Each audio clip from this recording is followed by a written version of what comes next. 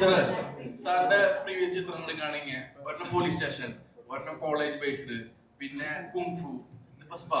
എന്തുകൊണ്ട് ഇങ്ങനത്തെ ജോണൽ വെറൈറ്റി പിടിച്ചോണ്ടിരിക്കുന്നത്? വേണ്ടേ? അതെ, വേറൊരു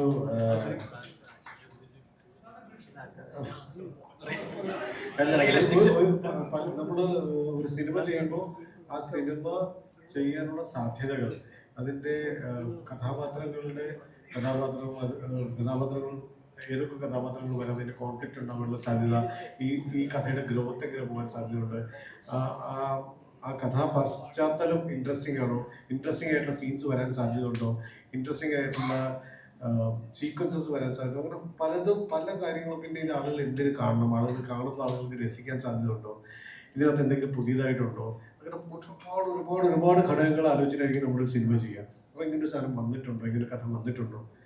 ചില സിനിമകൾ കണ്ടു കഴിയുമ്പോൾ നമുക്ക് തോന്നും, ഇത് എനിക്ക് മിസ്സായല്ലോ തോന്നും, ഈ കഥ എനിക്ക് ചെയ്യാമായിരുന്നല്ലോ, അല്ലെങ്കിൽ ഈ കഥ എന്തുകൊണ്ട് ഞാൻ ആലോചിച്ചില്ല എന്നൊക്കെ തോന്നും.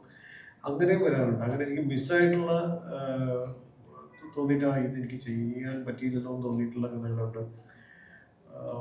അങ്ങനെ ഒരുപാട് പോലീസ് സ്റ്റേഷനുകളിൽ രാത്രി ഷാഡോ ആയിട്ട് പോയിട്ട് അവർ ഒബ്സർവ് ചെയ്തിട്ടുണ്ട്. ഈ സ്പാ സെന്ററുകൾ കൊച്ചിയിൽ വിസിറ്റ് ചെയ്തിരുന്ന പിന്നെ ഞാൻ എത്രയോ സ്പാ സെന്ററുകളിൽ പോയി അവരോട് സംസാരിച്ചു, തെറാപ്പിസ്റ്റോട് സംസാരിച്ചു, സ്പാ ഓണേഴ്സുമായിട്ട് സംസാരിച്ചു, ഇതുമായിട്ട് ബന്ധപ്പെട്ട ലീഗൽ കാര്യങ്ങൾ അഡ്വക്കേറ്റ്സിനോട് സംസാരിച്ചു, ജഡ്ജസിനോട് സംസാരിച്ചു, സ്പായിൽ പോയിട്ടുള്ള ആളുകൾ, സ്പായിൽ പോകാറുള്ള ആളുകളോട് സംസാരിച്ചു. അങ്ങനെ ഈ അവിടെ സ്പാ സെന്റേഴ്സിലെ ആൾക്കാരോട്, തെറാപ്പിസ്റ്റുകളോട്, പോകുന്നവരോട് ഒക്കെ സംസാരിച്ചു. സിനിമയിൽ എല്ലാവരും നമ്മൾ സംസാരിച്ചിട്ടുള്ള കഥാപാത്രങ്ങളല്ല, കുറച്ചൊക്കെ നമുക്ക് കിട്ടും, ഇതുപോലെ ഇൻഫർമേഷൻസ്, ഡാറ്റാസ് നമുക്ക് കിട്ടും. പക്ഷേ നമ്മൾ സിനിമ ചെയ്യുമ്പോൾ കുറച്ച് നമ്മൾ ആഡ് ഓൺസും കൂടെ, കുറച്ചൊരു ഇമാജിനേഷനും കുറച്ചൊരു ഫിക്ഷനും ഒക്കെ കൂടെ ആഡ് ചെയ്യും, ഒരു കള്ളക്കഥയും കൂടെ ഉണ്ടാകും. ഇപ്പോൾ എൻ്റെ സ്പാ എന്ന് പറഞ്ഞ സിനിമ, എബ്രിഷ്യൻ സ്പാ സിനിമ ഒരു കള്ളക്കഥയാണ്. അതൊരു റിയലിസത്തിനേക്കാൾ അപ്പുറം ഒരു കള്ളക്കഥയാണ്.